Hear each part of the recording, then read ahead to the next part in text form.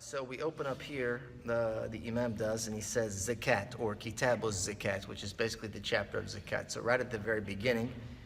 So zakat, linguistically, it means growth or development and abundance. It is also used to describe praise, purification, and goodness. So this is linguistically. The legal Islamic meaning of zakat is an obligatory right of specific wealth to a defined group of people at a determined time. So zakat, the legal term, if you think about it, as it pertains to the Islamic law, it contains both of those meanings. Obviously, it has the legal context of it's talking about wealth that has to be distributed to a certain category of people due to a certain period of time. But when you give zakat, it also grows and develops, right? It grows and develops by circulating wealth into the community. It grows and develops your reward and produces abundance. It also purifies your wealth, it purifies your heart, and it brings about righteousness and goodness. So zakat, all around, of course, being a pillar of our faith is certainly something that is very robust in nature, and not just simply an exchange of money or something like that. Zakat is due on livestock, earthly yields, wealth, and commercial merchandise. And we'll talk about each of those categories in greater detail. He says it is obligatory if 5 conditions are met. It is a religious duty upon every free Muslim. So here, every free Muslim contains 2 conditions. The first is that they're Muslim. Therefore, it is not obligatory for a non-Muslim or an apostate, somebody that left Islam, even though they are addressed by the law and thus they will be accountable for it. But it does not have to be made up in the event that someone accepts Islam. So the Islamic law addresses everyone. And the non-believer will be accountable for the obligations of our law in the hereafter. So things like prayer, zakat, siyam, etc., etc. Even though they're not obliged simply because they're not Muslim, they don't meet the basic criterion of being a believer. But in the hereafter, they'll be held accountable for not doing that. And that's where you have, for many, the various different darakat or levels of the hellfire. So if a non-Muslim were to accept Islam, they're not obliged to make up missed years, like they're not obliged to make up missed prayers of zakat or the prayers. So, at 20 years old, someone accepts Islam, they don't have to go calculating their zakat-able wealth over the last however many 20 years or so.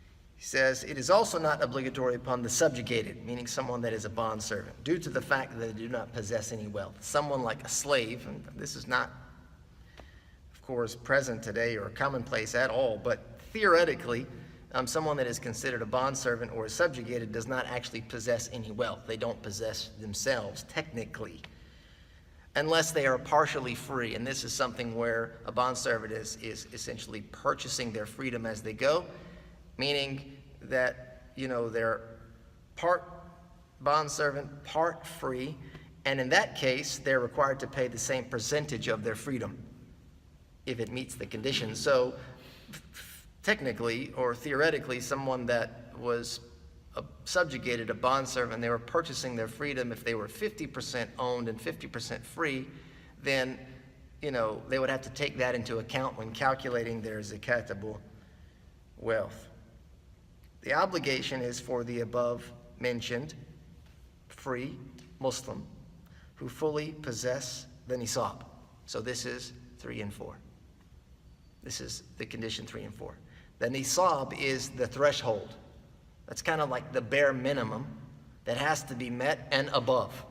So if you have that bare minimum of wealth, now you're obliged to pay zakat, and it has to be fully possessed, meaning it's free and clear. So essentially, this includes both young and insane. So regardless of the age, a young child could inherit a great deal of wealth. So could someone without mental capacity. Mental capacity often is a condition for obligation for many things. Mukallaf means that they are of age and they have their mental wit about them, or their wits about them. But for the zakat, this is not one of the conditions. They can be very young and have inherited, a fortune. And that money that they've inherited, or that wealth, zakat has to be paid on it for every lunar year. We don't wait until they reach 13, 14, 15 years old and reach puberty and then start. No, that's 10, 15 years without paying zakat. So that's not a factor here. And of course, that is so long as that wealth does not diminish and drop down below the nisab. Fully possessed here means that it is free and clear. So this modern day example would be like your 401k plan, where you have some money, it's technically yours, but it's not accessible. And if you were to have access to it, you would be penalized, which means it's not fully possessed, free and clear. Okay, so because of that, that type of possession has to be considered as well when calculating the nisab. And it is due after the conclusion of one lunar year. That's important to keep in mind. We're doing lunar calendar, not the solar calendar. Based on a hadith reported by Ibn Majah, great imam of hadith, is narrated by Aisha radiallahu anha. She said that the Prophet ﷺ said there is no zakat on wealth until the completion of a lunar year. So basically you have to meet these conditions, meaning you're a Muslim, you're free, you have met the threshold, the nisab, you have free and clear access to it, and then one lunar year passes, and that nisab does not diminish below. That wealth does not diminish below the nisab. So after 1 year, lunar year, that's when you pay. And he says, besides what is considered mu'ashar. Mu'ashar is wealth, the zakat of which is dispersed in some derivative of 10. And these are things like seeds, grains, and other earthly yields. The lunar year is not considered for those types of things. And that will come later when we talk about, harvest, and we talk about iron and minerals that are withdrawn from the earth. And this exception here about these things, mu'ashar, these things that are derived in tenths, is based on the statement of Allah subhanahu wa ta'ala in Surah Al-An'am, verse number 141. Allah says what means, and give its due when it is harvested. Right, so these types of harvests, or these types of earthly yields, you pay zakat right when they're harvested, or shortly thereafter. And based on deductive reasoning, other things like buried treasure, it's called rikaz, and we'll talk about that, and honey have the same ruling essentially applied to it. Zakat on wealth which is inherited or gifted is due after the completion of the lunar year. So when it is inherited, that's when your lunar year begins. Or if someone gives you a large gift of wealth, you begin to calculate that year when you receive that gift, as opposed to adding to the previous owner's lunar year. Right? You begin a new year altogether. It says both livestock, offspring, and commercial profits are included with their sources or their origins, and zakat must be paid on the total. If the original herd or investment capital, have reached the nisab. I'll give you an example of what that looks like. Okay? And if not, the offspring and commercial profits, completed the nisab, and thus the lunar year begins. So for example, if you possess 35 sheep, we're talking about livestock now. Not a lot of people in that industry today. However, the nisab for sheep is 40, meaning you have to possess 40 sheep, and then you have to pay zakat on that 40. But if you have 35, a herd or a flock of 35, and those 35, they have offspring. They produce offspring. One at a time, they're having little sheep. The zakat year begins when that number of the total flock reaches 40. Clear? 35, they have a couple babies, they have 5 babies. 40, now you start the timer, and you go for 1 lunar year. If the flock is 40, you've started your lunar year. What happens to the offspring they have? Let's say within that lunar year, they have 10 little baby sheep. Well, those 10 are added with the origin source and are counted all together at the end of the lunar year. You don't have 40, now you have 50. And that has to be considered, et cetera, et cetera. And the same thing goes for investment capital, right? The profits of your business, for example. He says, if you possess 76 grams of gold, that's not how we deal with wealth today. We deal dollars and cents. We give dollar amounts to this stuff, but originally it's about gold or silver. So gold, the nisab for gold is 85 grams. But if, for example, you possess 76 grams of gold, which is invested and begins to generate a profit, the year will begin, the zakat year will begin when that 76 grams added to its profit totals 85. Then you begin the clock. But once you have 85 and the clock has begun on your lunar year, whatever profit that's generated from that investment capital is what? Added to the 85 at the end of the zakat year. So if you have 85 and then you end up making 100 grams of gold in profit, you have to pay zakat on how much?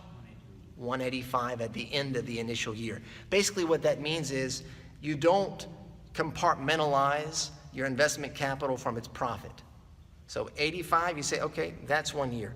And then when I make some extra profit, now I'll start a second year, essentially delaying those profits from the origin source. No, but they're all calculated together.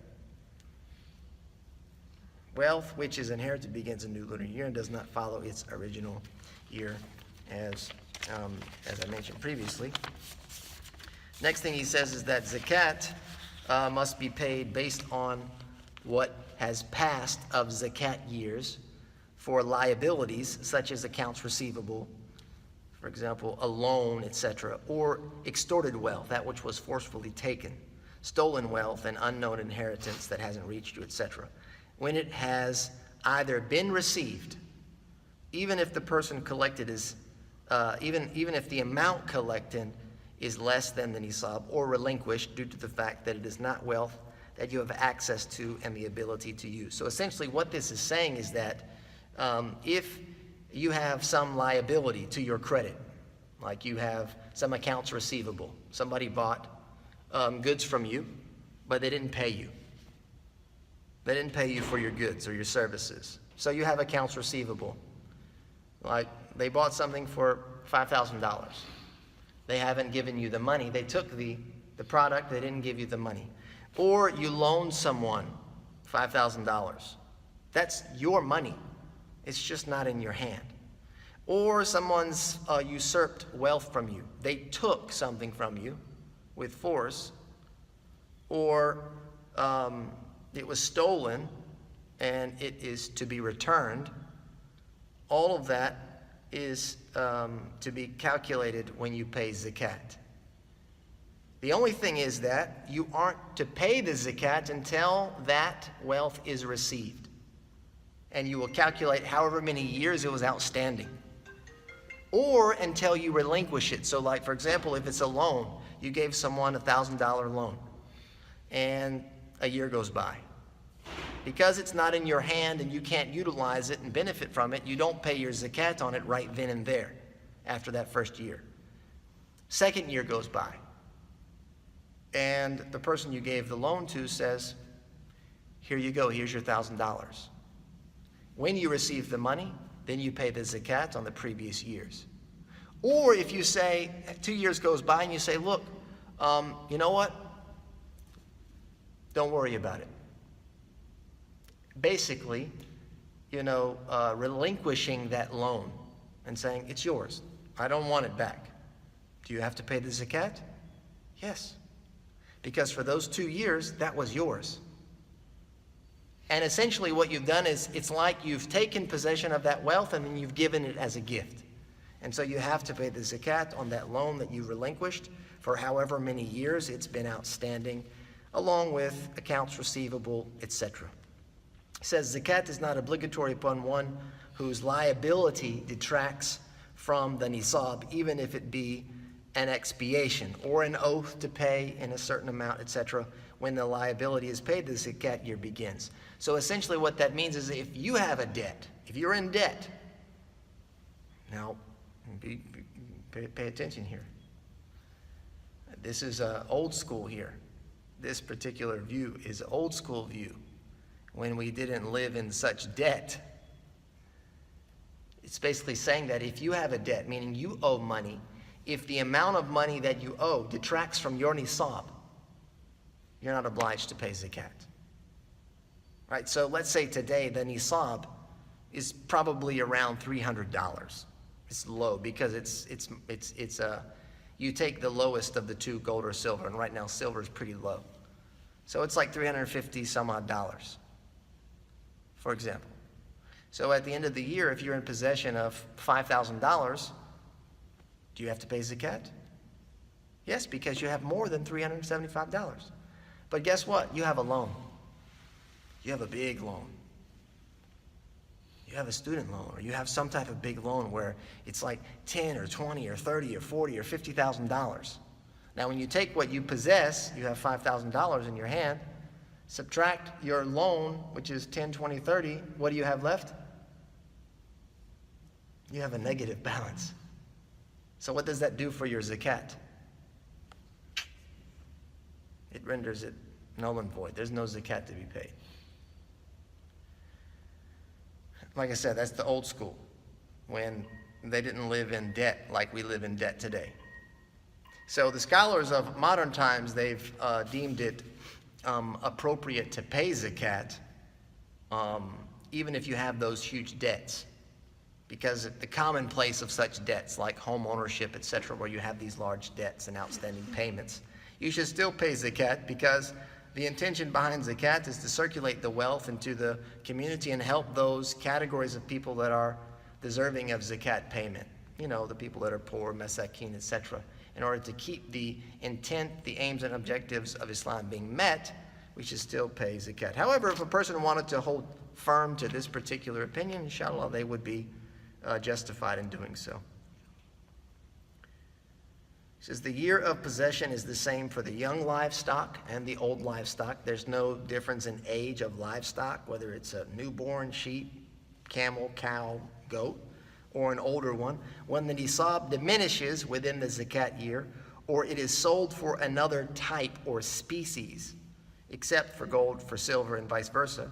These two things are considered from the same type. And it's not done in order to avoid paying zakat, the year halts. Basically, that if, you're tracking your finances along the year, and, 6 months into your lunar year, your wealth diminishes below the nisab. Like you go broke. You go broke. Now you're going to wait to restart the new lunar year when you reach the nisab. So we said the nisab is 350, so right now we're tracking day one, we've got $5,000 in our hand. And then 6 months into it, our wealth is fluctuating constantly, but then we hit rock bottom. Something comes up, there's a big bill, hospital emergency, we spend all the money, it's gone. Now, once we start to make money again and we go back above 350, we start the lunar year again. Which means it may not be a Ramadan every year that you pay your zakat. Right, so that's something that you have to be aware of. You have to be somewhat in tune with your financial situation. Also, if you were to,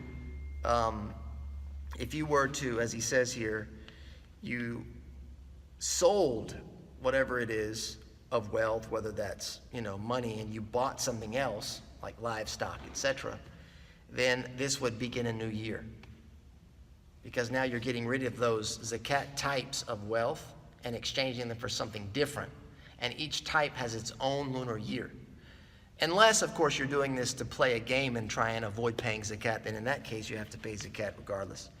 The last part, he says, neither the presence of wealth, meaning it not having been destroyed. You have some wealth, it's in your possession, and then it gets destroyed, you still have to pay zakat on that wealth. Apart from some types of harvest, which we'll talk about later, nor the ability to disperse it. Just because you don't have the ability to give it out, you don't have the ability to distribute it, right? You don't have the mechanism to give it away, it doesn't mean it's no longer an obligation. It's still an obligation. Like today, it's very easy. We have all these online mechanisms, all these online sites that will help you distribute your zakat. In the instance that we don't have that, and we just don't know what to do with it. We have the zakat, we have the wealth, we have the zakat. We don't know how to distribute it. It doesn't mean it's no longer an obligation. It's still an obligation for you to figure out how to distribute that zakat wealth.